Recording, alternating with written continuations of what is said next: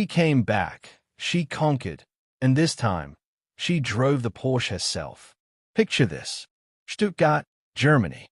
The sold-out Porsche arena is absolutely electric with 4,400 screaming fans packed into every corner of the building. The smell of red clay is in the air. The crowd is on its feet.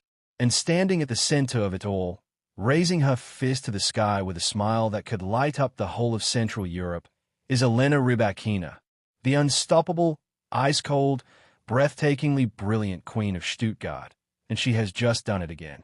But here's the thing that makes this moment so much more than just another trophy ceremony.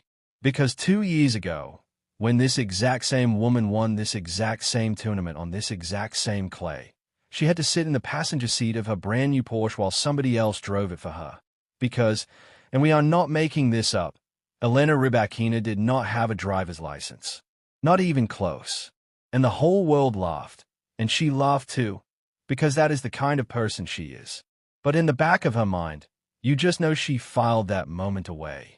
And on Sunday, April 19th, 2026, Elena Rybakina came back to Stuttgart, climbed into the driver's seat of a gleaming metallic yellow Porsche 911 Carrera S Cabriolet, and drove that machine herself onto the court in one of the most gloriously satisfying full-circle moments in the entire history of women's tennis. And the crowd absolutely lost their minds. But let us rewind. Because to truly understand just how remarkable this week was, you need to know the full story. Elena Rybakina arrived in Stuttgart as the top seed and the reigning Australian Open champion. She had already stormed through the 2026 season like a force of nature, reaching the final at Indian Wells before losing out, and coming into the clay court swing with 24 wins already under her belt. But here's the thing about Stuttgart.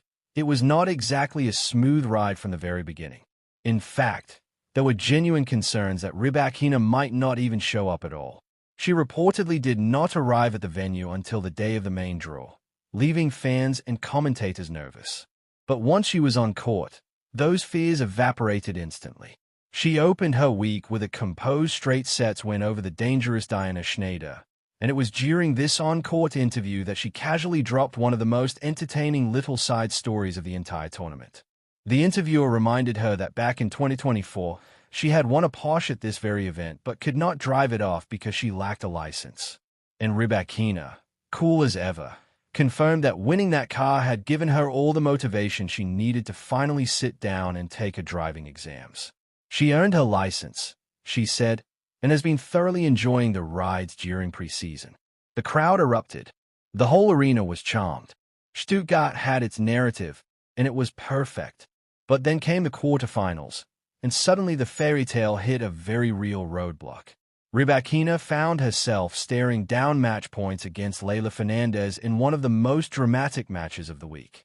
She was pushed to 3 sets and teetered on the edge of elimination before digging deep, saving 2 match points, and grinding out a 6-7, 6-4, 7-6 victory in the kind of gutsy, fighting performance that separates champions from everyone else. It was raw, it was no shredding, and it was absolutely riveting television. From there, she breezed past Mira Andreeva in the semifinals, and while Andreeva had made waves of her own throughout the week, Rybakina simply had too many answers on the day. And so the stage was set for the final. Elena Rybakina versus Karolina Muchova, 7th seed and reigning Doha champion, a player who had entered Stuttgart in electric form, having snapped losing streaks against both Coco Gauff and Alina Svitolina to power her way through to the championship match. Muchova was not here to be a footnote. She was here to win, and she came in believing she could. But what unfolded on that Sunday afternoon was nothing short of a masterclass from the world number 2. Rybakina came out of the blocks firing, building an early 5-2 lead in the opening set with the kind of aggressive, dominant baseline tennis that had become her signature throughout the week. Her first serve was a weapon of mass destruction, winning a staggering 78% of points when it landed in Indiana. Muchova, to her enormous credit, refused to lie down. She clawed her way back from the brink, winning 3 straight games to level the set at 5-5 and sending a nervous ripple through the arena. But just when it looked like the Czech might conjure something special, Rybakina reasserted control, converted her third set point, and took the first set 7-5. And from that moment on, it was over. Rybakina surged into the second set like a woman possessed, racing out to a 5-0 lead before casually closing out the match 6-1 in just 78 total minutes on court. The final scoreline read 7-5, 6-1. Her 25th win of the 2026 season, the most of any player on the WTA Tour. Her 13th career title overall. And critically, the first time in her entire career that she had won the same tournament twice. At the trophy ceremony, the atmosphere was warm, funny, and genuinely touching. Muchova stepped up first for her runner-up speech and delivered perhaps the most entertainingly honest line of the entire week. Standing at the podium with that brilliant deadpan Czech humor, she looked across at Rybakina and said something along the lines of, "You were simply too good. I tried to stop you, but you clearly wanted that second Porsche very badly and you made it extremely tough for me." The whole arena dissolved into laughter, because Muchova was, of course, referring to the fact that Rybakina had won a Porsche Taycan at this tournament in 2024, and now here she was collecting a brand new Porsche 911 Carrera S Cabriolet worth upwards of $170,000. 2 Porsches in 2 Stuttgart appearances. Not bad work if you can get it. Muchova also took a moment to genuinely praise the tournament itself, expressing how Stuttgart felt like a second home to her and her team, thanking tournament director Marcus Gunthard and operating tournament director Ank Huber for the warmth and hospitality that had made the entire week such a special experience. She spoke about the crowd with real emotion, acknowledging how their energy from the first round all the way to the final had carried the players through the toughest moments. It was a gracious, lovely, deeply human speech from a player who had every right to feel disappointed but instead chose to celebrate the week she had just had. Then Rybakina stepped up, and in that understated, quietly warm way that is so distinctly her own, she reciprocated every word. She congratulated Carolina for her remarkable week, acknowledged how difficult it is to lose in a final, and expressed her genuine hope that the two of them would share many more memorable battles on the court together. She thanked the tournament organizers, the sponsors, the fans who had packed the Porsche arena to the rafters every single night. She spoke about Stuttgart feeling like home in a way that money simply cannot manufacture. You could hear in her voice that she meant every single word.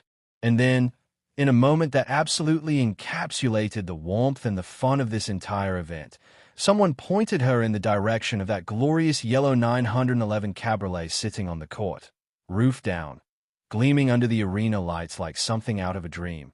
And Rybakina climbed in, started the engine, and drove.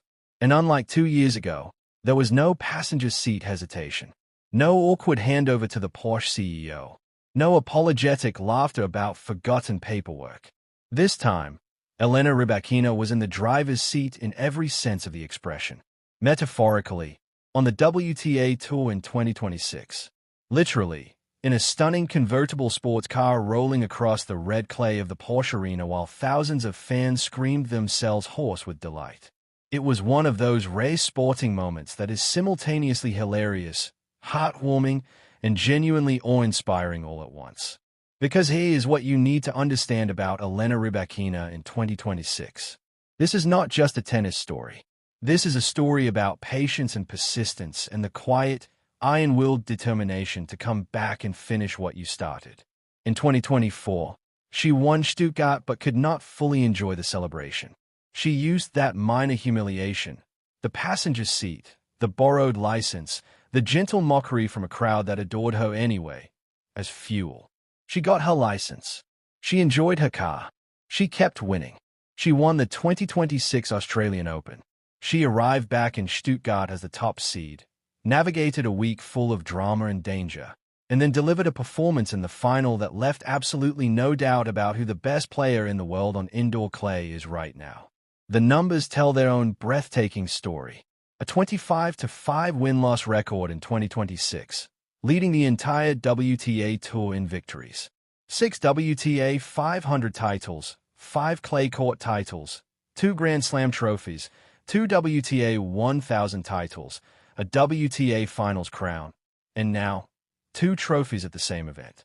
History, made on a Sunday afternoon in Stuttgart, and a Porsche 911 Carrera S Cabriolet in metallic yellow, driven by its rightful owner onto a court full of adoring fans, with nothing but open sky above. Karolina Muchova gave her a run for her money. She gave the crowd exactly the kind of drama they came to see. She reminded everyone why she is one of the most compelling, dangerous players on the tour right now. But on this day, in this city, it belonged to Rybakina.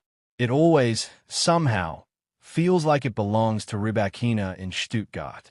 And somewhere out there, sitting in a very comfortable garage, is a Porsche Taycan from 2024, waiting patiently to be joined by its brand-new yellow convertible companion.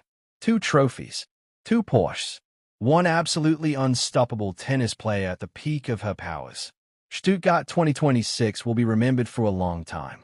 For Muchova's humor, for Rybakina's dominance, for the drama of the quarterfinals, for the speeches that felt genuine and human and full of warmth, and above all else, for that moment when the driver's seat was finally claimed by the woman who earned it, not once, but twice. Elena Rybakina did not just win a tennis tournament this week. She completed a story, and it was absolutely beautiful. If you enjoyed this video, smash that like button right now because content like this takes real research and real passion to put together, and your support means everything to this channel. Drop a comment below and tell us what you think. Is Elena Rybakina the most dominant player in women's tennis right now, or is someone out there ready to challenge her throne? We want to hear your takes. And if you have not subscribed yet, what are you waiting for? Hit that subscribe button and turn on the notification bell so you never miss a single story from the most exciting sport in the world. We will see you in the next one.